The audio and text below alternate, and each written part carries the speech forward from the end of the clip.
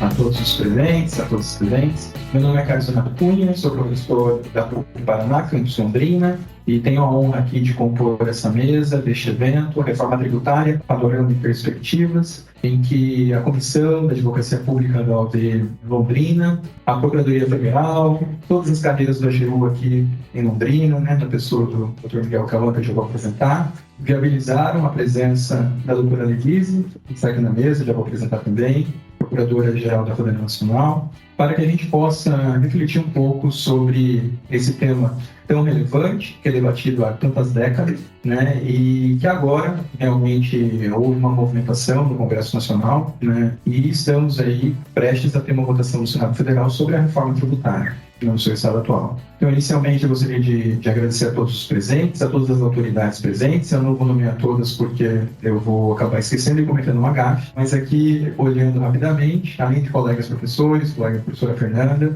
vejo aqui o presidente da OAB Londrina, Dr. Nelson Sayun, o coordenador da Comissão de Direito Tributário da OAB Londrina, Dr. Elvio Leonardi, tendo os representantes da carreira da AGU, tanto da Procuradoria Federal, da Procuradoria da Fazenda Nacional em Londrina. Então, muito obrigado a todos por nos prestigiar. Eu vou apresentar inicialmente meu colega aqui debatedor, o Dr. Miguel Cabreira Cauã, que é Procurador Federal em Londrina, é ex-Procurador-Geral Federal, desempenhou função de procurador-chefe da unidade de Londrina também, coordenador-chefe da Cobrança e Recuperação de Créditos da Procuradoria-Geral Federal, foi procurador-chefe do Estado do Paraná, foi assessor, secretário executivo do Ministério do Trabalho e Previdência, participou do debate da reforma da Previdência, da última. Então, muito obrigado, Miguel, é uma honra. Muito obrigado também por ter viabilizado esse evento. Em nome da Comissão da Advocacia Pública, eu agradeço. E nós temos aqui como palestrante de hoje, que muito nos honra. Muito obrigado por sua gentileza de fazer essa visita a Londrina. Doutora Annelise Lenz de Almeida, atualmente ocupa o cargo de Procuradora-Geral da Fazenda Nacional. Ela é mestre em Políticas Públicas pela Universidade de Oxford e tem pós-graduação em Administração Pública pela FGV.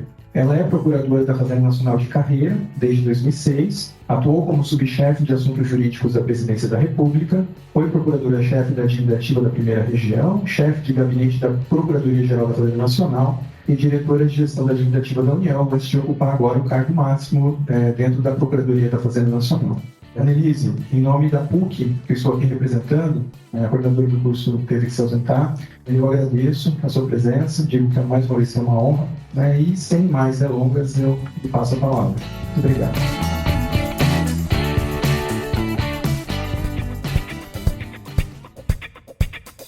Boa tarde a todos e a todas. É um grande privilégio poder estar aqui com vocês hoje. Eu tenho que agradecer ao meu querido amigo Miguel, que me convidou para vir. O Miguel, a gente se conhece há muitos anos, desde que ele era o coordenador da recuperação do crédito na PGF, mas a gente se aproximou no ano passado, lá em Brasília, com os desafios políticos e institucionais de Brasília.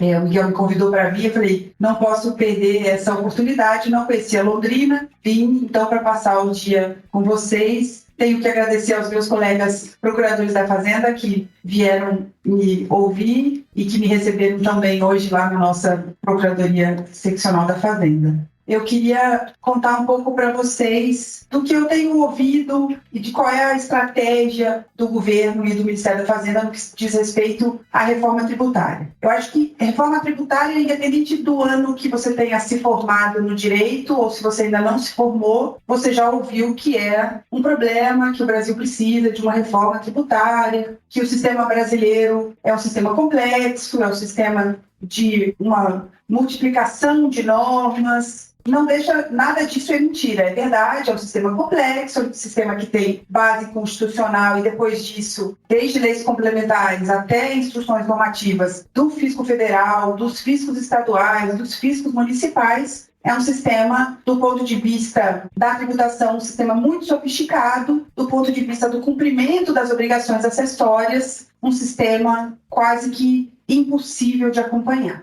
Isso aumenta o custo da conformidade das empresas e isso impacta necessariamente no custo Brasil e gera um desaquecimento da economia de uma forma geral. Não só pela tributação, a gente quando pensa em reforma tributária, muitas vezes pensa tributação é muito alta. Se a tributação é muito alta, a primeira pergunta é alta comparada ao quê? Mas mais do que a tributação ser alta ou não, existe todo um emaranhado de normas e de obrigações acessórias que as empresas e as pessoas físicas têm que cumprir, que tornam esse sistema realmente um sistema desafiador.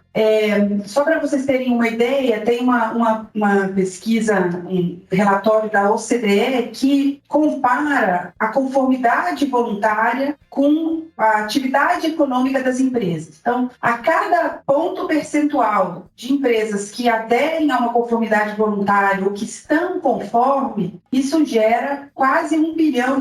Não tenho certeza desse número agora, me falhou, mas é um número astronômico em dólares em atividades econômicas que giram naquele município, naquele estado, naquele país. Isso porque uma empresa regular tem acesso a crédito, e não só tem acesso a crédito no mercado, tem acesso a um crédito mais barato.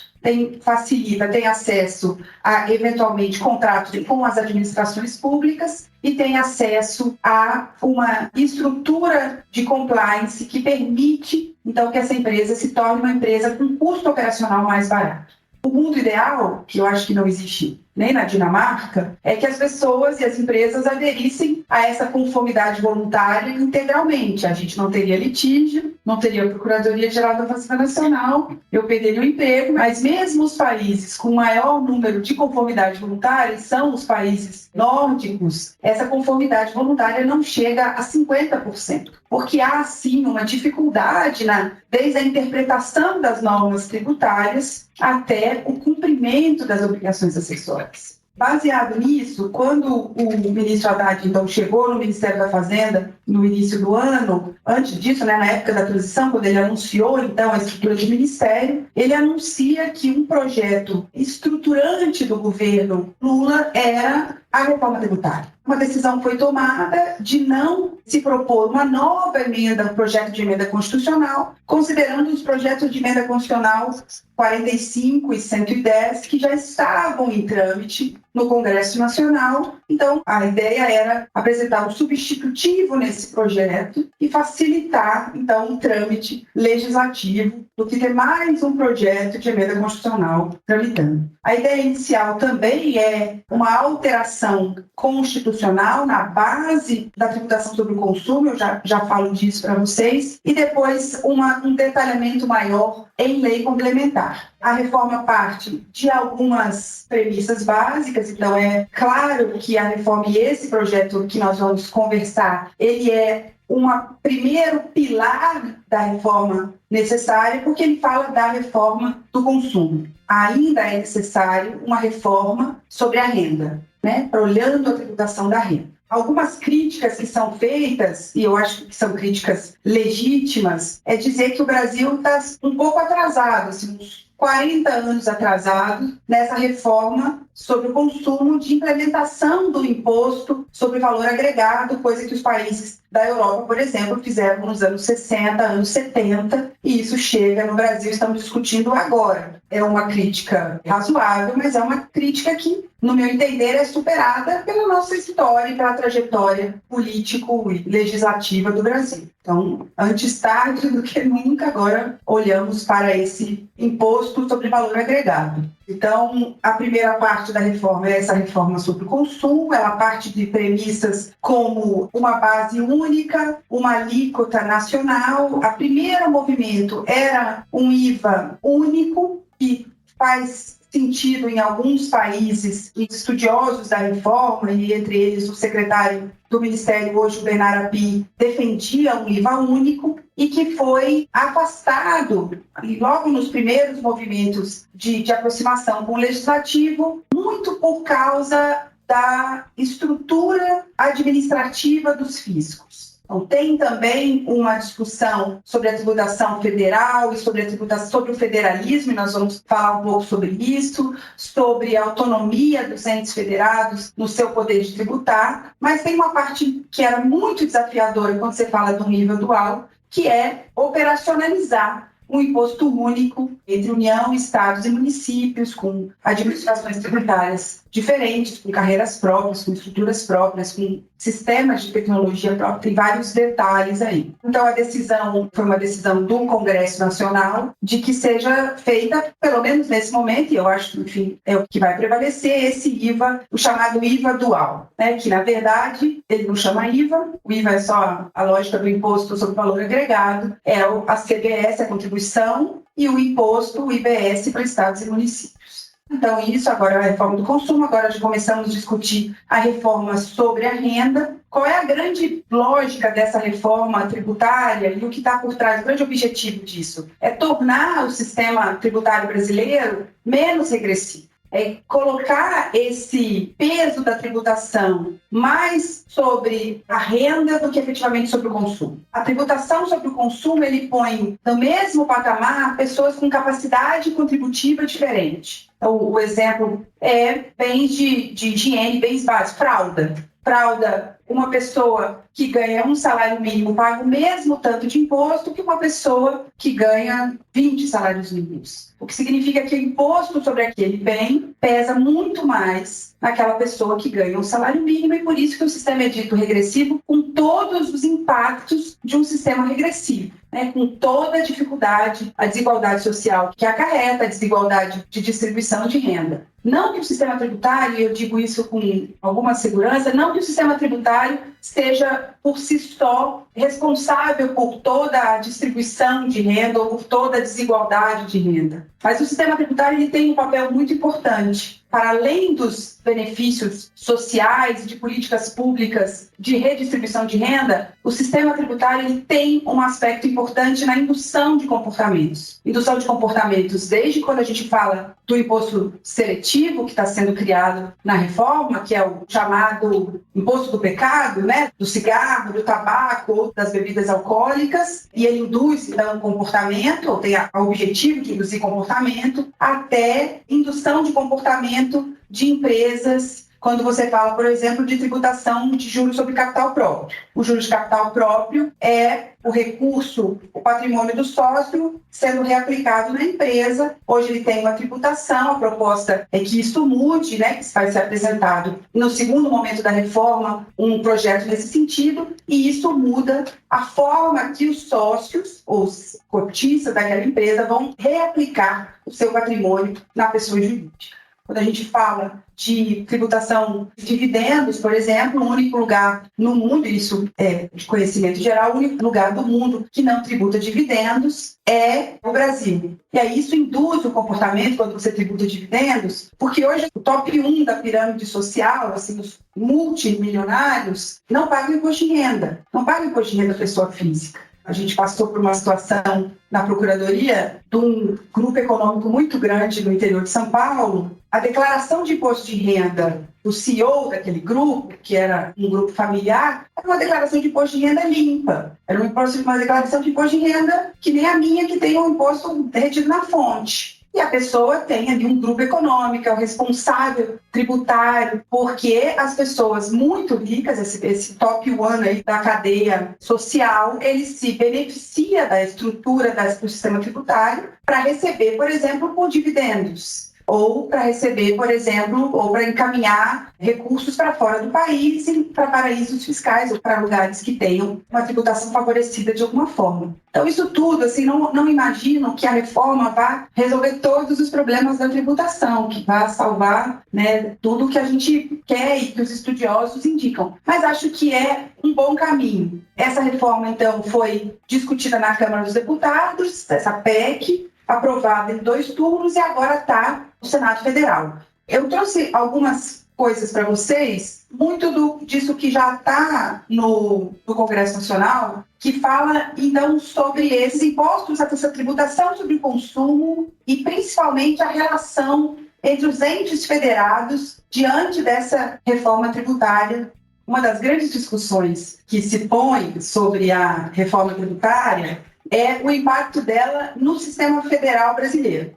A Federação Brasileira, então, é consagrada na Constituição, e os entes federados, eles têm 3 tipos ou 3 grandes categorias de poder-dever, assim, não sei como é que eu chamo isso, para falar bem a verdade, de competências administrativas, talvez. Uma é o autogoverno. O autogoverno, então, legislativo, executivo e judiciário, com exceção dos municípios que se utilizam do poder judiciário estadual. Mas isso está consagrado na Constituição, a União não interfere no executivo, no legislativo e no judiciário dos Estados-membros e vice-versa. Há uma relação harmoniosa, mas é uma relação de independência, ou pelo menos de interdependência. Há também um ambiente da auto-organização. E aí, quando você fala de auto-organização, eu separei aqui em 3 grandes dimensões.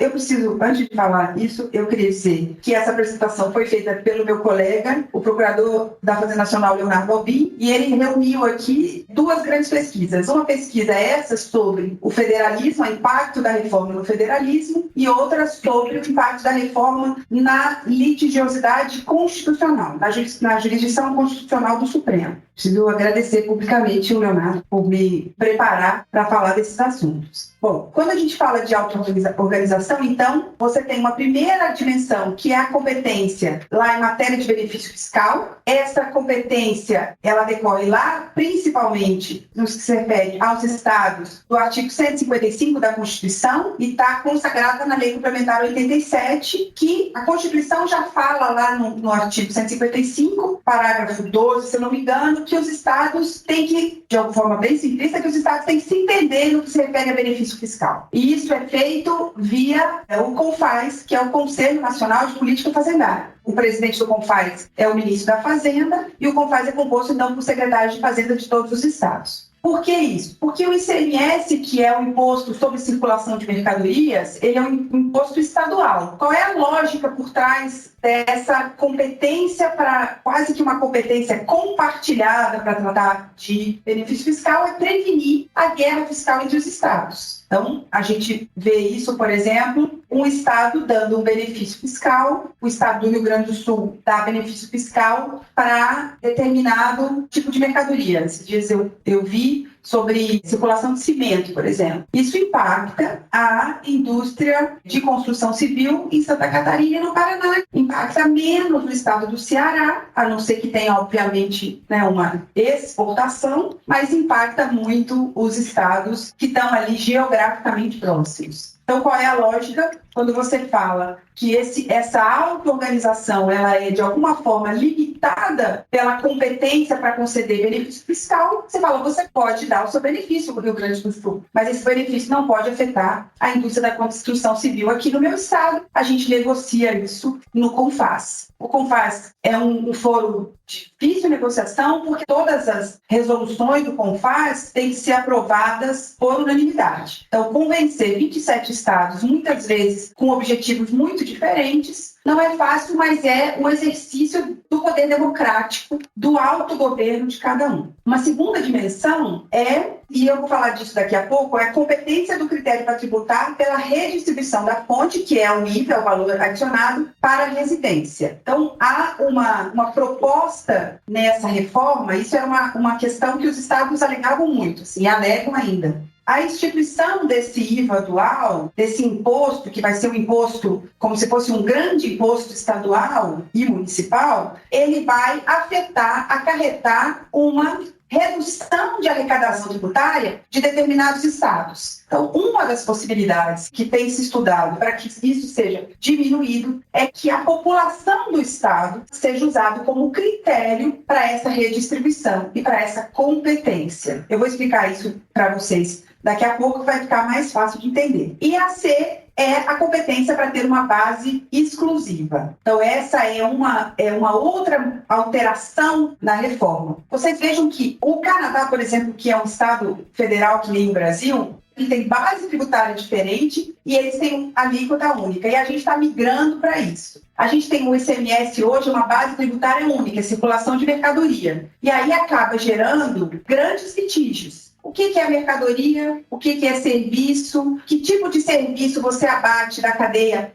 do ICMS, que é não cumulativo, quem é que recebe crédito de qual cadeia. Então, isso impacta bastante nessas grandes discussões, inclusive federativas do Supremo Tribunal Federal. E o terceiro ponto é a autoadministração, a autoadministração dos entes, que são as competências de administrar esse sistema tributário, de implantar esse sistema tributário, de recuperar créditos tributários. Cada ente nacional tem hoje a sua estrutura. A União tem a Receita Federal do Brasil e a Advocacia Pública Federal, né, a PGFN especificamente, para créditos tributários. Os estados têm a Secretaria de Fazenda e as Procuradorias Gerais, e os municípios normalmente têm uma Secretaria de Fazenda, e os municípios maiores têm procuradorias institucionalizadas. Se não, há um contrato, mas há sempre um jurídico também nos municípios. Então, começando aqui de trás para frente, o que muda nessas competências administrativas? Uma discussão que tem se colocado quando se fala disso é: quem é que vai arrecadar os valores? Então, o ICMS, que é um imposto estadual sobre circulação de mercadorias, e o ISS, que é o imposto municipal sobre serviços, eles vão ser fundidos. Pronto. E a arrecadação, ela vai para o destino. Então, se um produto é fabricado no estado de São Paulo e é vendido no estado do Amazonas, a arrecadação desse imposto vai ser recolhido e vai ficar pro estado do Amazonas. Aí, perguntas que dizem respeito a essa autoadministração. Quem é que arrecada? O estado de São Paulo ou o estado do Amazonas? A pergunta parece óbvia: se vai ser recolhido pelo Amazonas, o Amazonas arrecada, mas a sede da empresa é em São Paulo. Então, você pode gerar um custo de compliance para a sede da empresa em São Paulo, que, na verdade, agora ela vai ter que ter uma contabilidade no Amazonas. Mas a gente pode resolver isso com sistemas operacionais modernos que funcionem, é verdade. E se a empresa responsável pela arrecadação lá do Amazonas não paga o tributo, quem é que vai cobrar esse tributo? É o Amazonas ou é São Paulo? Bom, me parece que é o Amazonas, porque eles que vão receber, mas a empresa está em São Paulo. Então, o Amazonas vai ter que ter, o estado do Amazonas vai ter que ter uma procuradoria aí em São Paulo também? Como é que ele vai chegar nessa pessoa que está devendo? E o procurador vai ter que ter OAB em São Paulo e no Amazonas? Então, são várias questões que estão sendo minimizadas, e eu acho que, de alguma forma, a maioria delas resolvidas por conta desse Conselho Federativo. Na verdade, vai ser quase como um sistema de compensação bancário. E aí as competências vão ser repartidas entre os entes para que esse sistema seja profundamente cumprido, para que realmente o Estado que está recebendo, que é o destino daquela mercadoria, seja beneficiado com aquela arrecadação. Então, eu falo aqui que os municípios e os estados não vão depender de repasses da União. Há uma previsão, e foi uma discussão trazida pelo Congresso Nacional, de um repasse de um fundo, principalmente para cumprir o artigo 3º da Constituição, que fala de desigualdades regionais. Então, a União, até por ser o ente central desse sistema federal, está se comprometendo com repasses para esse Conselho Federativo, repasses anuais. A gente está falando, então, de um IVA dual e não mais de um IVA único no país, o que atende à autoadministração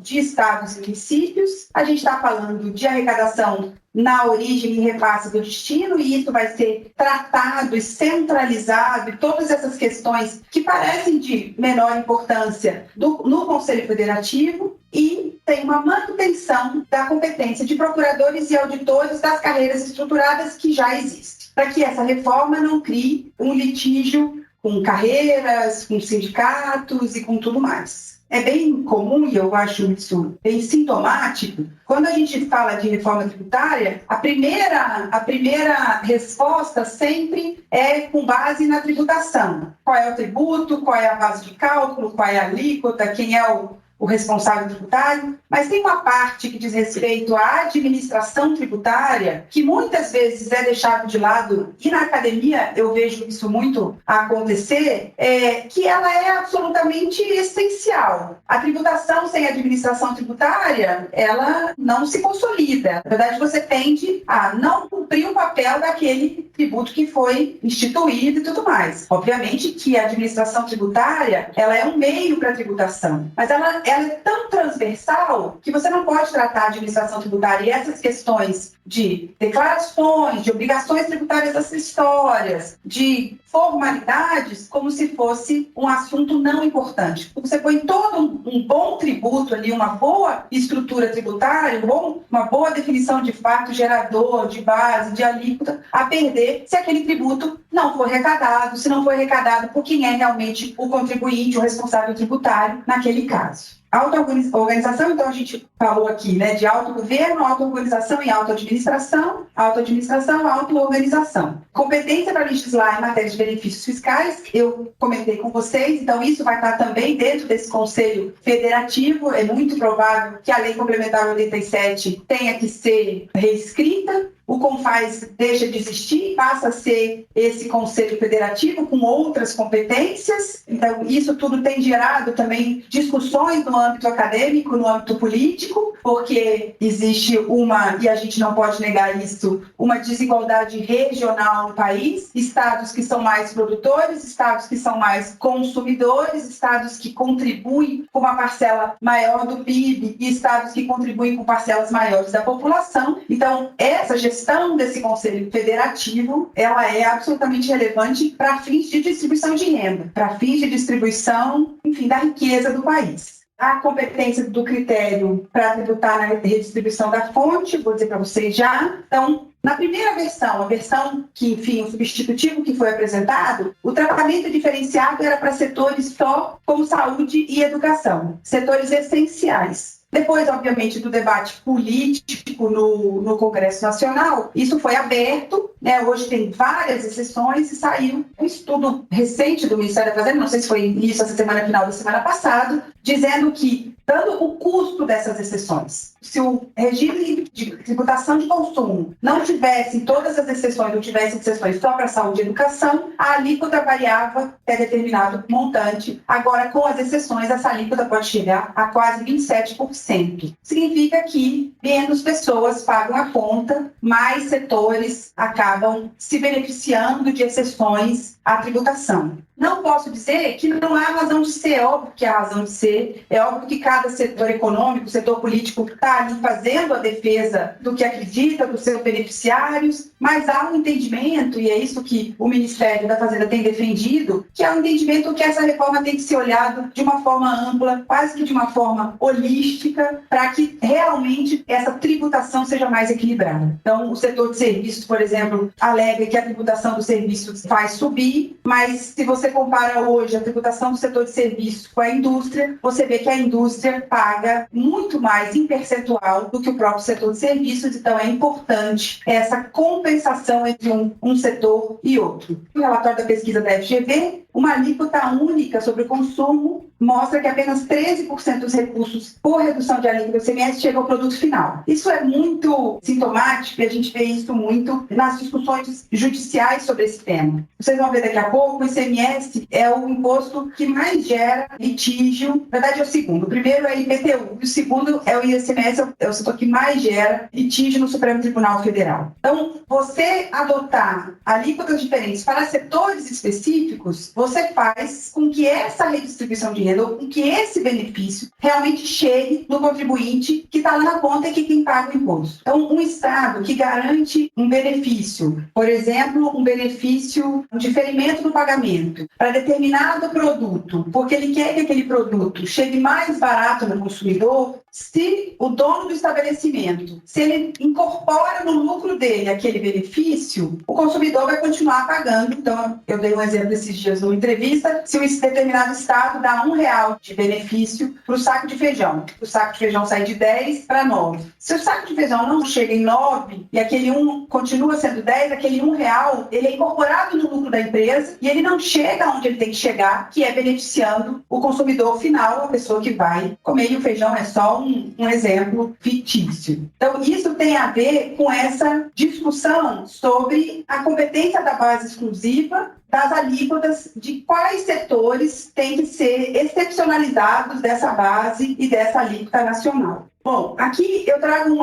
resultado da pesquisa que o Sérgio Gobetti, é um pesquisador do IPEA, ele fez para justificar essa diferença entre a tributação da fonte ou a tributação por residência, quer dizer, por população. Então, ele parte aqui do ISS. Qual é a lógica disso aqui? Os municípios têm falado, principalmente municípios grandes, que vão ser muito prejudicados com a reforma, porque vão perder uma base de tributação que é muito importante para eles. Então, você veja aqui, a regra matriz do ISS define que a competência para tributar é da cidade em que está localizada a sede da empresa prestadora de serviço. Se você conta a arrecadação do ISS per capita, você só tem 61 municípios no Brasil que tem uma arrecadação de ISS acima de R$1.000 por pessoa. A grande maioria dos municípios, 2/3 deles, não arrecadam R$100 de ISS por pessoa. O que significa que realmente a reforma vem para igualar, para equalizar uma tributação sobre serviços entre municípios que não arrecadam nem R$100, enquanto outros arrecadam mais de R$1.000. E aí você vê que Barueri é uma cidade na Grande São Paulo que lidera o ranking das cidades que mais arrecadam ISS. Ela tem R$6.000 per capita e valor agregado maior do que Porto Alegre, que é uma cidade com mais de 2 milhões de habitantes. Há uma concentração desproporcional da arrecadação do ISS, do jeito que a tributação está feita hoje, não só no que se refere à população, mas também em relação ao PIB. Isso, o Sérgio Gobetti está falando, devido à guerra fiscal. Vocês já ouviram e já devem ter acompanhado na imprensa, instalação, e no passado não muito recente, era bem comum, instalação de fábrica de automóvel num determinado município. Então, a fábrica queria se instalar num determinado município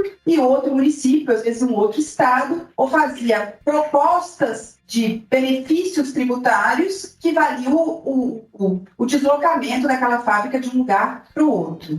O município de São Paulo, por exemplo, tem 25% do ISS, 10% do PIB e 6% da população nacional, isso em níveis nacionais. Então, você veja que 43% dos 61 tem 12% só dessa população, e eles arrecadam 43% do ISS do Brasil. Os municípios mais pobres, 2/3, arrecadam, tem 25% da população e só arrecadam 3% do ISS. Isso aqui é uma amostra em números de que há uma desigualdade na arrecadação de um imposto que é municipal. O imposto que todos nós pagamos, porque ele incide sobre os serviços. Veja, na maioria dos casos, quando você soma ISS com ICMS, você percebe que quem são os municípios ricos? Quem são os municípios que arrecadam ISS? Pode pensar, é um município que tem uma grande indústria, um grande parque industrial. Não, são municípios que sediam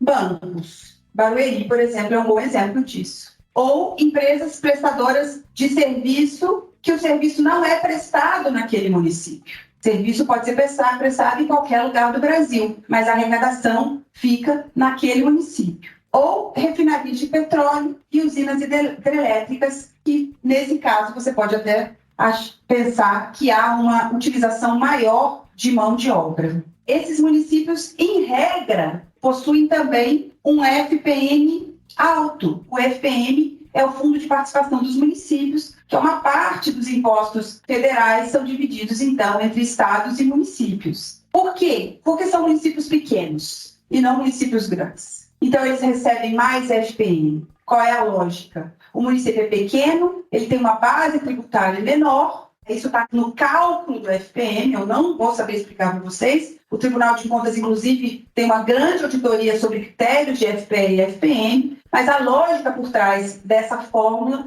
é: o município é pequeno, a base tributária dele é pequena, a União tem que contribuir, tem que complementar a arrecadação tributária para aquele município prestar o serviço. Enfim, parece um pouco contraintuitivo, mas é isso que a pesquisa do Sérgio Gobetti apresentou. O que significa que alguns municípios, e a gente está falando de 61 municípios, num total de mais de 5.000 municípios, tem toda ou grande parte da arrecadação do ISS. Então, o argumento dos municípios de que a reforma, de que a junção ou extinção do ISS para criar esse imposto federativo, que seria muito prejudicial, os números mostram que é exatamente o contrário. Tem 61 municípios que vão ter que pagar mais a conta, mas tem a maioria dos municípios, principalmente municípios pequenos, municípios do interior do país, se beneficiarão dessa redistribuição via extinção do ISS. A desigualdade dos municípios se reduz por 2 caminhos. Os municípios tributam todo o consumo dos seus cidadãos, porque o princípio é do destino, garantem que o imposto fique no local onde ocorreu o consumo. E por que é importante que o imposto fique no local onde ocorreu o consumo? O imposto, ele mais do que só a arrecadação do ISS para o município do interior do Ceará, por exemplo, o produto chega no interior do Ceará. A pessoa abre uma loja para vender aquele produto. Ele circula a economia, ele gera riqueza, ele emprega. Então, tributar no destino tem por trás essas premissas também de transferência de renda e de riqueza e de aquecimento da economia aonde esse produto é vendido. É um item mais polêmico, mas, diz aqui o Sérgio Govetti, 91% dos municípios ganham com essa mudança, e sem contar os efeitos do crescimento econômico, do aquecimento do comércio e do aquecimento de indústrias locais e tudo mais. E há uma distribuição da quota-parte do FPM que é feita pela população. Assim como o critério do destino, tal medida favorece os municípios mais pobres que consomem mais do que produzem. Isso é importante. Aqui eu entro na segunda parte, então, que fala de como a reforma impacta no imenso contencioso que se tem hoje no âmbito tributário no Brasil. Para vocês terem uma ideia, o Brasil tem hoje 5 trilhões de reais em contencioso tributário, seja no âmbito das DRJs, que são as Delegacias de Julgamento da Receita Federal de Primeira Instância, seja no âmbito do CARF, que é o Conselho Administrativo de Recursos Fiscais, seja inscrito em dívida ativa da União, seja no Judiciário. 5 trilhões de reais, eles são contabilizados para a União como ativos a receber. Eles impactam a formação do orçamento público. Eles são contabilizados para as empresas como passivo contingente. As empresas incorporam isso nos seus balanços. Vocês podem ver, é uma informação pública. A Ambev, por exemplo, tem 80 bilhões de passivo contingente de discussões tributárias. 80 bilhões do passivo de uma empresa implica crédito mais caro no mercado, implica critérios de compliance, principalmente para multinacionais, muito mais complexos. Gera um custo para a empresa, fora o custo financeiro das garantias. Quando a empresa resolve discutir uma ação no judiciário, por exemplo, uma anulatória, para que eles tenham a suspensão do débito tributário, da exigibilidade, ele tem que garantir integralmente, ou em dinheiro, ou apresentar uma garantia. Pode ser um seguro-garantia, uma carta-fiança. Uma carta-fiança é conseguida no setor bancário, um seguro-garantia no setor de seguros privados. Isso custa para a empresa. Quanto mais ela tiver no seu passivo contingente, mais caro é a garantia financeira para ela, mais caro é o custo da discussão judicial. O que significa que um país pobre como o Brasil não pode se dar o luxo de ter 5 trilhões, um PIB nacional, em discussão. São ações que têm que ser resolvidas. O Leonardo Alvim, então, que é meu colega da Procuradoria, fez uma pesquisa com a Carla e a Clara, são pesquisadores dos 3 do INSPER, e eles olharam só para o litígio no Supremo Tribunal Federal, olharam para o litígio, na Corte Suprema. Então, eles começaram de uma forma muito simples, tributário, todos os acordos de repercussão geral e questão de óbito, todos os acordos, inclusive repercussão geral, não só controle concentrado, o Tribunal Pleno e a cada uma das turmas, e fixaram um prazo aqui de 11 anos, entre 2011 e 2022. 322 acordos a partir desse tema tributário, relacionados a 287 processos. 30 desses processos não eram efetivamente relacionados a tributário, foram limpados da base e chegou-se, então, a 257 acordos que trataram, no período de 11 anos, tanto pelo Pleno quanto pelas turmas, de matéria tributária, de litígio tributário. 257 processos, 164 estão dentro desses eixos temáticos. Quais sejam discussão sobre base, imunidade, alíquota, territorialidade ou crédito. 164 processos tratam de um desses assuntos. Dentro desse universo de 257, 98 processos tinham discussão distinta da imunidade, o que se correspondia, então, a 27 processos. 27 processos discutem no Supremo Tribunal Federal, na Corte Constitucional, só imunidade tributária. E aí, aqui, os grandes temas que se são discutidos no Supremo Tribunal Federal. 20 processos dos 98 que discutiam a base, discutiam ICMS. E aqui você tem o diferencial de alíquota do ICMS, você tem ICMS sobre combustíveis, você tem ICMS sobre energia elétrica, sobre elementos da tarifa da energia elétrica. Assim, você vai deslocando e cada hora você cria uma subtese. 13 eram de ISS e 6 de IPI. Vocês vejam que, coincidentemente ou não, são os impostos que estão sendo tratados nessa reforma. São os impostos que estão sendo extintos nessa reforma. Tanto o IPI, que não vai ser substituído, mas ele tem alguma similaridade com o imposto seletivo, quanto o ISS e ICMS, PIS e COFINS. Qual foi a conclusão disso? 54 desses 98 processos discutiam algum imposto que vai ser alterado pela reforma. Isso significa 21% de todos os processos do Supremo Tribunal Federal. Quando a gente olha para a alíquota, novamente, 2 de PIS, 2 de IPI e 1 de ICMS, que significa 100% dos processos dessa base de cálculo aqui tratam de assuntos que vão ser afetados pela reforma. Quando fala de territorialidade, que tem muito a ver, então, com essa guerra fiscal entre estados e municípios, 3 de ICMS, 2 de ISS. Quando fala de crédito é das coisas mais complexas que tem numa cadeia, né? A gente teve, a Procuradoria-Geral da Fazenda teve, durante os anos 90 e primeira década dos anos 2000, uma discussão imensa que demorou muitos anos e chegou no Supremo sobre crédito prêmio de IPI. Então, qualquer um dos entes federativos pode dar crédito a determinado elemento daquela cadeia tributária. E esse crédito, ele pode ser absorvido pelo elo anterior da cadeia, ele pode ser absorvido pelo elo posterior. Por que isso? Porque muitas vezes a legislação não é fácil. Quando você fala, por exemplo, crédito de PIS/COFINS para cooperativas. Cooperativas é das coisas mais complexas, assim, das estruturas mais complexas para você entender o funcionamento dela. Se você junta isso com PIS/COFINS, aí a chance de você dar crédito para quem não precisa ou não dar crédito para quem precisa é muito grande. Então, cooperativas, por exemplo, pequenas, cooperativas que são intermediárias, cooperativas que são produtoras, e o PIS/COFINS ele vai deixando sempre um crédito para o elo anterior da cadeia. Então, no Supremo Tribunal Federal, tem 24 processos dos 257 analisados que discutem crédito, 12 de ICMS, 8 de PIS/COFINS e 2 de IPI. Então, só esse assunto, esse âmbito aqui do crédito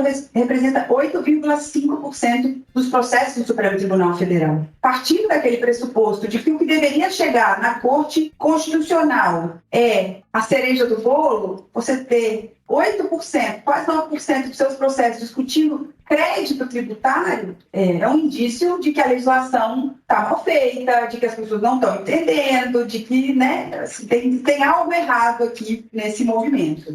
Então, 164 processos correspondem aos eixos temáticos apresentados, e dentro dessa temática, 92 processos serão impactados pela reforma. Isso significa 35,7% dos processos do Supremo. Eu não imagino, sinceramente, de que esses processos vão ser todos extintos, né? Existem discussões ali que são grandiosas, mas eu vejo que você previne uma litigiosidade para o futuro, que você simplifica a forma de tributação e que isso, no longo prazo, tem um custo para o Brasil que hoje é muito alto e que vai ser muito diminuído. Esses dias eu participei de um evento e a pessoa perguntou se ele não achava que isso era meio fictício, que realmente que hoje você já tem, você tem uma litigiosidade grande, mas você tem jurisprudência muito consolidada em determinados assuntos. E que agora, com a reforma, você teria um novo movimento de formação de jurisprudência. E a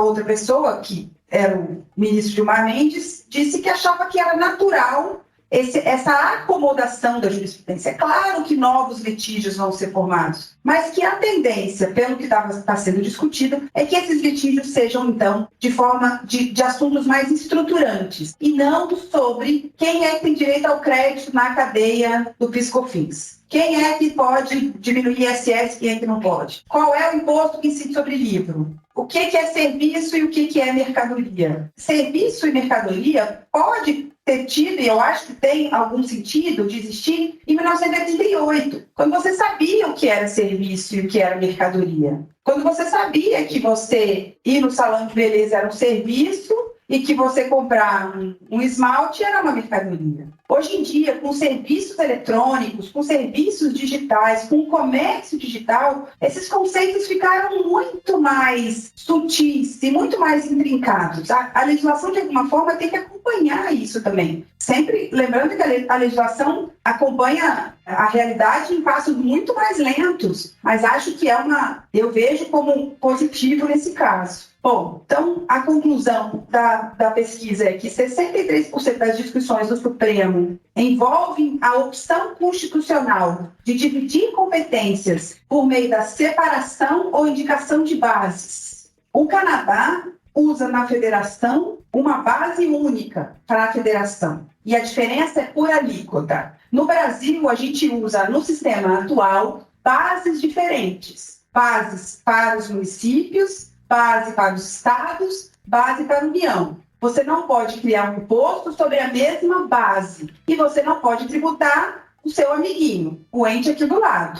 Essa mudança, a proposta de reforma vem mudando isso. Você cria uma base única para os entes subnacionais e você diferencia pela alíquota. O que é mais essencial, o que é seletividade. Você diferencia pela alíquota. O ano passado, quando foi discutido as leis complementares 192 e 194 sobre a essencialidade e a seletividade dos combustíveis e da energia elétrica, essa foi a grande discussão no Supremo. O que é essencial? Gasolina é essencial para a frota urbana, mas não é essencial para o transporte de carga. E, além de tudo, tem um custo ambiental que é muito alto. Então, é essencial, a pergunta para quem? A energia elétrica, por outro lado, é um bem essencial e atinge, de alguma forma, mais transversal a população. Se você disser que a gasolina não é essencial e que a energia elétrica é essencial, você começa a ter um carro elétrico que hoje custa R$500 mil,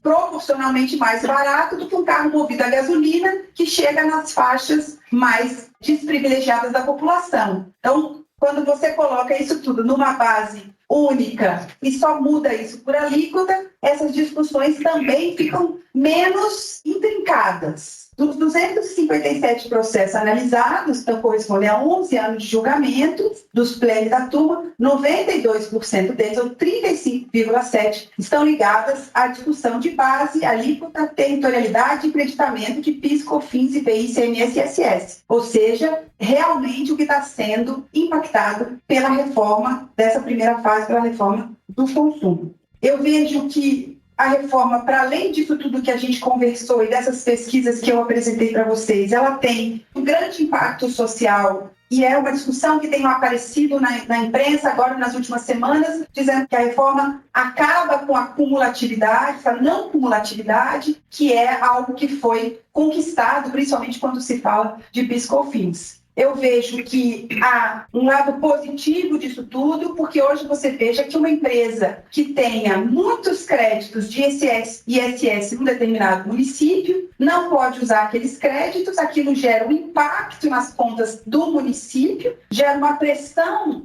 da empresa para a utilização daqueles créditos, e agora ela vai poder usar de forma quase que nacional, por meio, obviamente, que as regras vão ser definidas ainda, desse Conselho Federativo. Há também, de forma muito positiva, a instituição do cashback para as camadas mais desfavorecidas da população, o que ajuda novamente a reduzir a regressividade do sistema, porque devolve parte do que foi arrecadado em tributação direto para aquela pessoa, as regras também de quem vai receber e os detalhes disso também, né? Se vai ser na nota, se vai ser transferência direta, isso então, tem prós e contras de vários desses modelos, mas eu vejo como uma forma de redistribuir a renda e a riqueza.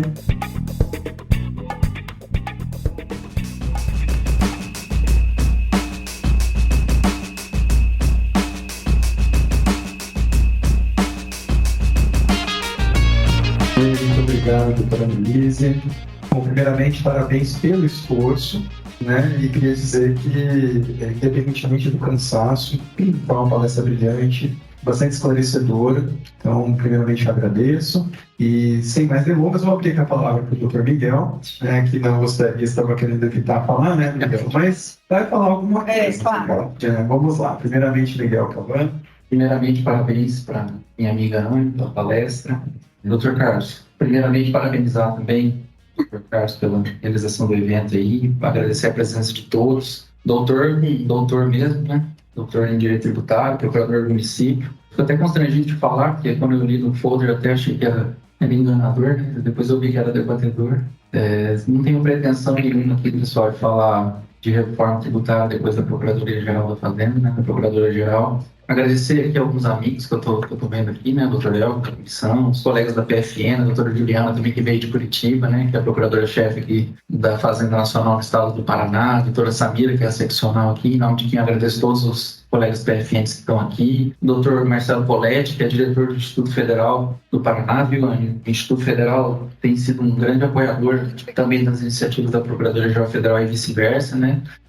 Temos até um vereador aqui de Piporã, o vereador Gilson Mensato, que agradeço a presença. Então, todos os colegas que vieram, os alunos especialmente, isso aqui com certeza é organizado para vocês, né? É difícil a gente sem ter tido aula de direito. Para quem teve aula, acho que teve aula de direito já é difícil, imagina para quem não é, né? Para quem não teve ainda, né? Então, pessoal, assim, de tudo que a Anny falou, eu que tive... E aqui, Anny, assim, talvez você comece uma tradição da PUC, né? Porque quando a gente estava debatendo a reforma da Previdência, teve aqui o secretário especial adjunto da Previdência, o Bruno Biano, que depois veio até ser ministro, o advogado-geral da União, apresentando uma palestra da reforma da Previdência, bem quando a reforma ia da Câmara para o Senado, né? Então, agora você vem aqui, como procuradora-geral da Fazenda, também espero que dê a mesma sorte, que esse mesmo auditório ilumine vocês lá no caminho de aprovação dessa reforma tão necessária para o Brasil. E acho que, para além da questão tributária, que a Anny bem falou, no fundo a reforma tributária trata disso. Por isso que eu achei o colega Leonardo muito preciso de falar do federalismo, né? Então, hoje eu sei que é tudo muito abstrato, a gente muitas vezes não tem tempo nem de ver o texto que está sendo discutido, né? Mas no noticiário, eu acho que uma questão que fica marcante para vocês que estão pessoalmente estudando é a correlação de força. Até conversava com o Dr. Gustavo no almoço sobre isso. A dinâmica da Câmara, e eu tive lá na reforma da Previdência, a gente aprende muito, é um momento único talvez, né, numa reforma estruturante dessa, que a gente faz da Previdência tributária agora. A gente percebe que os estados mais ricos, como os gráficos que o ano passou, na Câmara tem bancadas de deputados grandes, né? Então, você pega São Paulo, seus mais de 70 deputados, ou outros estados, eles têm uma capacidade de articulação dentro da Câmara muito grande, né? Eles representam, assim, a proporcionalidade da população mesmo, o voto ali é proporcional. E quando essa reforma vai para o Senado, é uma curiosidade, né? Cada estado tem 3 senadores. Então, assim, a situação se iguala de forma numérica no Senado, né? Então, cada estado, por menor que seja ou maior que seja, ele vai ter o mesmo número de representantes e cada um representa um voto. Então, isso altera totalmente a dinâmica política e institucional que existia na Câmara, rompe um equilíbrio, né, grande tudo aquilo que foi debatido na Câmara, nos 2 turnos da reforma, ele é reaberto no Senado. E ali a gente vê, então, nas notícias vocês vão perceber, né, não estou falando de política aqui, mas assim, a formação do consórcio para lá, de governadores para cá, o consórcio para lá. Então, no fundo, a reforma tributária é uma grande reforma federativa também, da própria forma como o Estado brasileiro se estruturou. E se vocês não tiverem tempo de olhar a reforma com profundidade agora, pelo menos percebam essa dinâmica que está acontecendo, porque isso é muito raro no Brasil, né, ter uma reforma desse porte. E outro ponto, Anny, que eu queria dizer que, curiosamente, aqui, quando você está lá no bastidor, né, no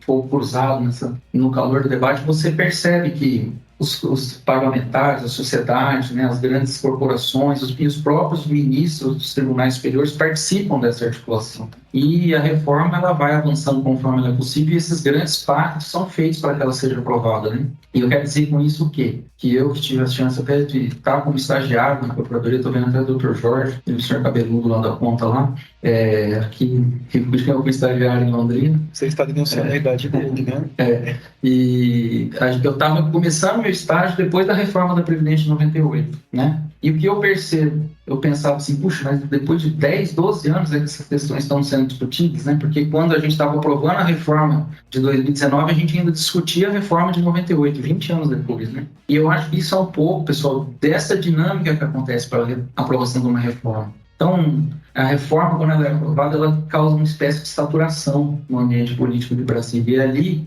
enquanto aqueles ministros estão ali, enquanto aqueles parlamentares estão ali, aqueles temas têm muita dificuldade de ser reabertos. E o que eu digo isso para vocês, especialmente que estão estudando? Conforme o tempo vai passando, daqui 10, 15 anos, esses ministros do Supremo vão se aposentando, esses parlamentares já não estão lá, e aí que a reforma realmente ela desperta para a decantação no Poder Judiciário. É ali que os grandes temas começam a ser reabertos, discutidos, aquilo que aqueles ministros não queriam mais discutir, aquilo que foi acertado para a sociedade, ele renasce, né? Toda essa matéria renasce. Então prestem atenção na reforma, levem para o futuro de vocês isso, provavelmente daqui uns 10, 15 anos vocês vão estar debatendo essa questão que a Ana bem falou de não subestimar esse conselho, né? Porque realmente o CONFAS já é um ambiente muito complexo para a aprovação de medidas por unanimidade que, bem ou mal, elas não afetam tão diretamente essa autogestão e autogoverno, né? A partir da reforma, isso passa a ser indispensável. Então, a composição desse conselho são matérias que estão sendo, obviamente, debatidas em menor intensidade, né? Mas a Ana, como procuradora da Fazenda, não poderia deixar de vir aqui, porque ela sabe que futuramente são os procuradores do município, do Estado e da Fazenda que vão estar tendo que dar a conformação jurídica, né? Então, Anny, muito obrigado. No ano passado, nos 20 anos da PGF, eu tive a Anny sentada do meu lado no evento de encerramento, a gente teve essa amizade, né? A gente foi fortalecendo esse vínculo ano passado, então eu te agradeço muito por ter vindo para Londrina, para nós é um orgulho contar com a sua presença aqui, e pessoalmente te agradeço muito pelo esforço, porque realmente vir para Londrina, né? No meio de uma reforma tributária, com o ministro precisando tanto de você lá todo dia, para a gente é um sinal de muito prestígio. Obrigado, Pedro. Muito bem, Elise. O Miguel, aqui meu amigo, jogou toda a responsabilidade de mim para conversar sobre a reforma, mas pelo horário eu vou ser bem breve. Eu só vou fazer alguns comentários e vou fazer uma pergunta, que é uma coisa que eu não sei se eu teria essa chance novamente de perguntar para alguém que está exatamente lá inserida no debate, né? Algo que eu considero bastante relevante. Mas é lógico, Elise, a senhora demonstrou ali vários pontos complexos, né? Tem outros ainda que eu sei que pelo tempo, né, não foram debatidos. E o fulcral, realmente, me parece, é a questão federativa. Então, ali, com o estudo do IPEA, né, demonstrou assim, realmente há uma distorção na arrecadação do ISS. Não sei se exatamente, né, em todos aqueles termos, porque tem algo também que a gente tem que lembrar. O serviço está concentrado, o consumo dele está concentrado nesses municípios que acabam arrecadando mais, com algumas exceções. Vamos dizer, o município que mais vai ter utilização de serviços advocatícios vai ser São Paulo. Né? O município que mais vai ter, e também vai ser a população que mais vai utilizar. Agora, tem serviços nessa nova economia, em que essa questão de discussão de classificação realmente perdeu o sentido, e que realmente você tem uma grande perda de arrecadação dos municípios menores, que para eles faz diferença. né, digamos, streaming, né? Então, o assinante do Netflix está em todos os municípios do Brasil, né? Mas a arrecadação hoje está em São Paulo. Né? Então, óbvio que isso é uma distorção que, seja essa reforma, seja qualquer outra, é algo que precisa realmente haver um caminhar para a tributação sobre o destino. Isso é uma necessidade de justiça fiscal. Como o Miguel mencionou, eu não tinha dito o meu currículo aqui no começo, para quem não me conhece, eu sou procurador do município de Londrina. Então, de carreira, já ocupei cargo de procurador-geral e local, não quero mais isso. Desejo de sorte nessa função nacional, mas algo que eu estou, assim, nesse meio do campo aqui da questão federativa. Londrina é um município médio, mas ele está lá entre os 61, talvez que mais arrecadem, né? Porque é uma cidade pensadora de serviço, acaba concentrando aqui bastante. Mas, assim, pelo que eu tenho percebido, eu não vi nenhum estudo sério, né? Aqui em Londrina fica naquele limiar em que não perde nem ganha. Vai ficar meio que elas por elas na arrecadação. Obviamente que eu estou acompanhando o debate nos fóruns, né, da carreira, e realmente os municípios maiores, as capitais, estão lutando, estão apavorados. E já os municípios menores, e aí tem uma divisão política também de representação política, né? Tem a CNM, que é dos municípios menores, e tem a frente de prefeitos lá, e a ABRASF, dos municípios maiores, né? Eles têm posições diametralmente opostas em relação à reforma. Isso está muito demonstrado aqui pela razão, né? Vai haver uma maior arrecadação dos municípios menores. Nesse aspecto político, tem essa questão federativa política, tem a questão, outro tema importante, com certeza, né, o doutor Elvio, que está ali, representante da Comissão de Direito Tributário, vai nos recordar aqui, assim como os advogados privados aqui presentes, né, tem a questão da carga, o aumento da carga tributária para o setor de serviços, ou para alguns setores que são hoje, entre aspas, subtributados. A senhora mencionou ali o prestador de serviços em comparação com a indústria. Esses debates de cunho político ou de cunho de impacto econômico, eles são todos legítimos. A gente vai ter coisa discutindo situações macro, até situações muito mesquinhas. Mesquinhas não no sentido ruim, é legítimo. Ninguém quer pagar mais tributo, né? Ninguém. Já assim como os municípios não querem perder a arrecadação, né? Então, um exemplo, tem agora a luta da OAB, né, para criar mais uma exceção no que foi aprovado, para manter a tributação fixa dos advogados. Então, isso, até a aprovação final e depois da aprovação com pedido de reforma, isso vai, né, continuar. Mas eu gostaria de focar mais no aspecto mesmo acadêmico, porque na questão política, na política a luta, né? E o governo vai fazer parte dele, as associações, a OAB, né? Do ponto de vista acadêmico, isso é só um comentário. Me preocupa um pouco a forma que a reforma está pensando na questão federativa, mas, veja, ela é menos pior do que nós temos, por exemplo, na situação do Simples Nacional. Pensando do ponto de vista do conceito de federação. Na verdade, é muito interessante que os municípios grandes estejam preocupados com a reforma tributária agora, mas que não dão de ombros porque foi feito no Simples Nacional. O Simples Nacional é ótimo para o contribuinte. Maravilhoso, todo mundo quer fazer parte do Simples Nacional, quer ser, às vezes subfatura para manter, divide a PJ para manter, né? Os que não estavam lutaram para entrar, os advogados, por exemplo, que nem empresas tecnicamente são, né? Para ser microempresa, né? Mas o fato é que no Simples Nacional se fez uma centralização de gestão e de arrecadação e de legislação muito mais violenta do que vai ser feito agora com essa reforma em relação ao IBS. Né? Porque no Simples Nacional, criou-se lá o Comitê Gestor do Simples Nacional. Um grande amigo meu foi o secretário executivo, o Silva Santiago, que é de Londrina. Ele é de Londrina. Se formou comigo, se formou com a Kelly, tá ali. Silas Santiago. Veja, então não é uma crítica ao Comitê Gestor, nem ao meu amigo Silas, caso ele ouça essa palestra de alguma forma. Mas o que acontece no Simples Nacional, e esse foi meu tema da dissertação de mestrado, é que realmente houve ali um aviltamento da competência legislativa estadual e municipal. E não é algo, porque pode-se falar, mas é sobre um valor pequeno de arrecadação. Não é. É sobre o universo de 95% dos contribuintes, que são micro e pequenas empresas. Isso para o município de São Paulo talvez seja diferente, porque não é o enfoque dele, né, para arrecadar. Mas para um município igual Londrina, grande parte da sua possibilidade de legislar sobre o ISS acabou ali, tá, em 2006. No caso dessa reforma, ainda que nós tenhamos problemas que depois eu vou pontuar aqui, problemas assim, preocupações, não problemas, porque ainda a reforma nem foi aprovada, né? O que me parece melhor é que, da forma como foi pensada pelo CECIF, que é o thinking tem lá que pensou, né, reforma, que agora foi incorporado, né, pela PEC 45, e o Bernardo Api está fazendo parte do secretário especial. A forma como foi pensada, ela era mais respeitosa à competência legislativa estadual e municipal do que o Simples Nacional foi. Porque ela garante autonomia para municípios e estados de fixar o seu percentual de alíquotas. E o que foi aprovado na Câmara também não teve isso. Né? Então a gente mantém ali o percentual legislativo de fixar alíquotas. Então, por mais que pareça violento, né? Então aqui, pensando no budget federativo, por mais que pareça violento você acabar com o ISS unificando no IBS, você vai ter, na verdade, um condomínio tributário.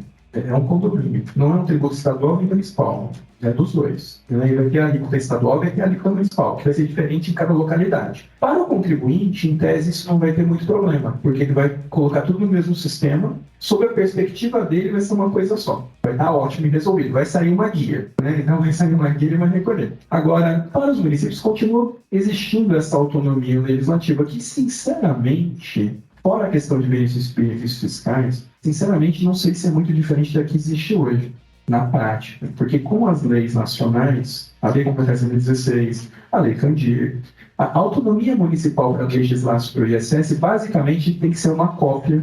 Vou dar o exemplo da lista de serviços do ISS.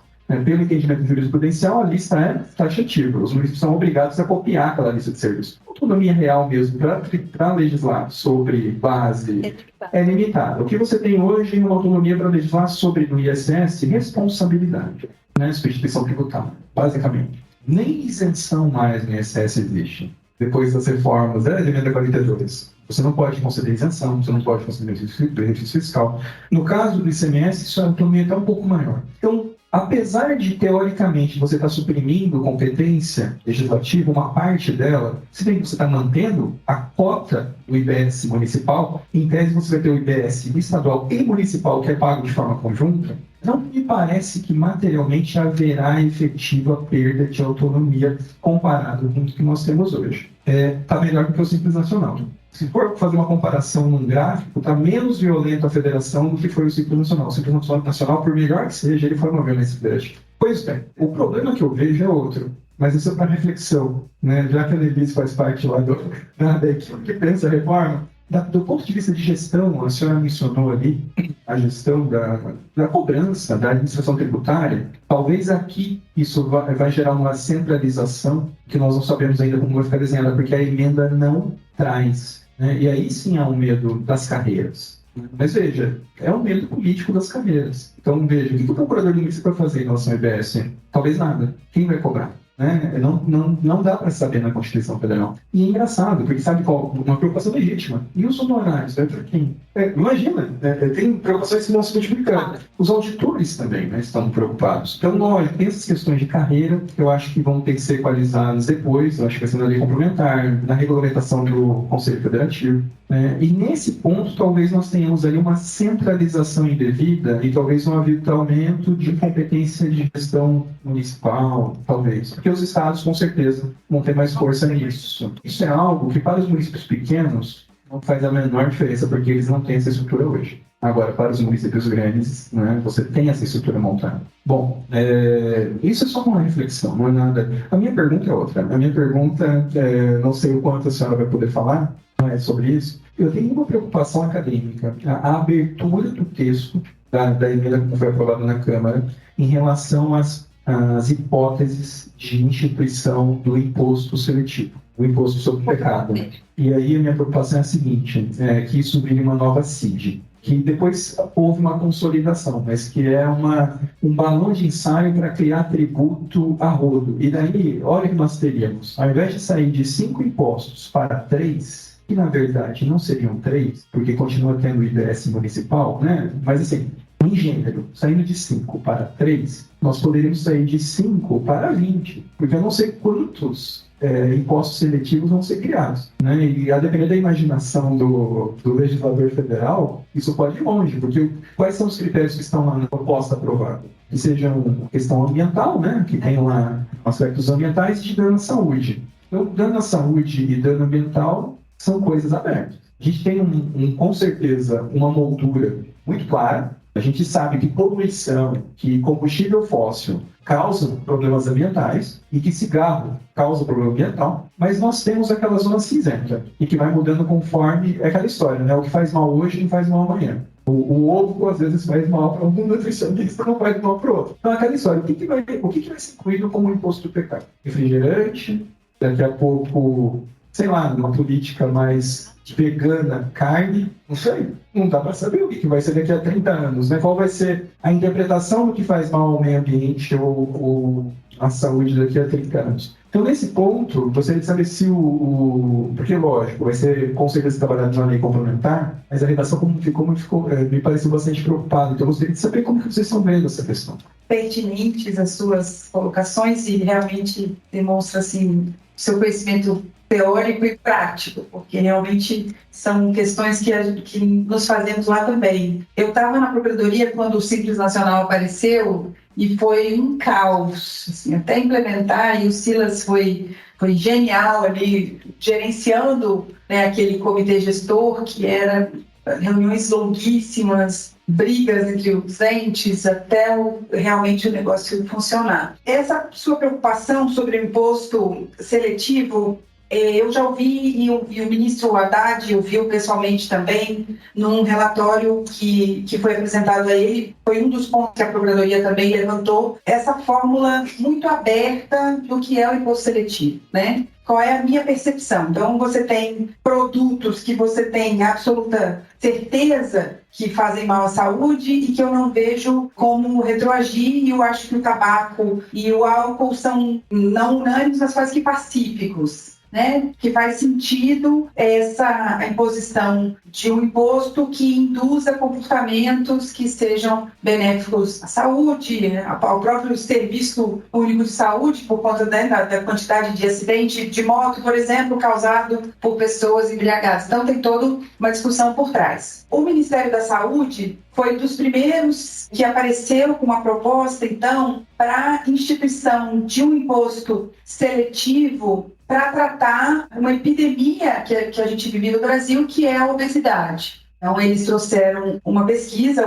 um estudo muito bacana lá da Secretaria de Segurança Alimentar, que fala que a população mais desprotegida na sociedade tem como foco da sua alimentação produtos ultraprocessados e bebidas açucaradas. Isso gera, para desenvolvimento, inclusive físico e psicológico daquelas pessoas, crianças, depois adolescentes e adultos, um custo que é suportado pelo Estado no Serviço Único de Saúde e de baixo rendimento educacional, porque não tem, eventualmente, o que precisaria para desenvolver o cérebro de maneira correta. Isso tudo tem esses estudos lá da segurança alimentar. E esse estudo, então, foi apresentado e o Ministério da Saúde, então, advoga pela inclusão taxativa desses produtos.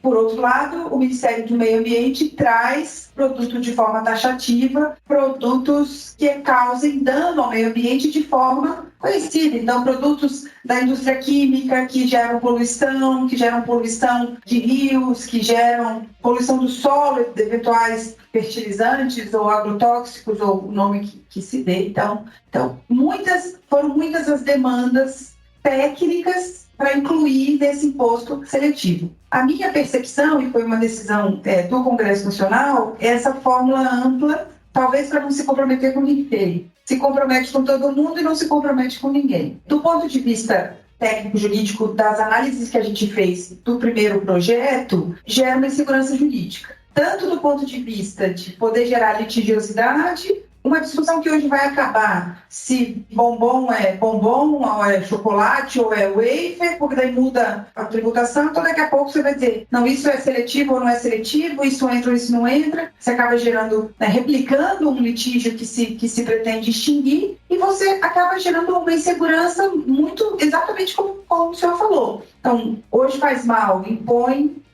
tributa. Não, mas faz mal no Rio Grande do Sul, mas não faz mal no Ceará, então tributa aqui, não tributa lá. Então, eu entendo e acho que a lógica que imagino que seja, pelo que eu já vi e acompanhei, é que seja uma lista mais o mais fechada possível, que essas hipóteses de incidência tributária não sejam assim uma fórmula aberta, um cheque em branco ao legislador, e, enfim, a essa pressão social também. Por outro lado, também, assim, isso tudo de ouvir, de participar de reuniões, pode ser que isso seja de alguma forma detalhado numa lei complementar e que deixasse na Constituição uma fórmula mais aberta, até porque não se sabe exatamente o que faz mal hoje, pode ser que não faz amanhã, pode ser que amanhã apareça uma coisa nova, e aí você teria que alterar novamente a Constituição. Então, acho que existem caminhos para garantir essa segurança, que eu concordo totalmente, que do jeito que, a dicção que está hoje, acaba gerando mais dúvidas do que certezas. Aliás, a gente tem mais dúvidas do que certeza em tudo na vida, né? Então, mas nesse caso específico, eu acho que é isso.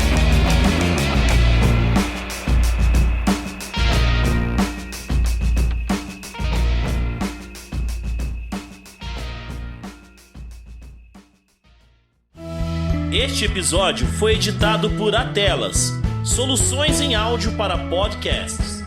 Encontre a Atelas nas redes sociais. É só buscar por @AtelasEdição.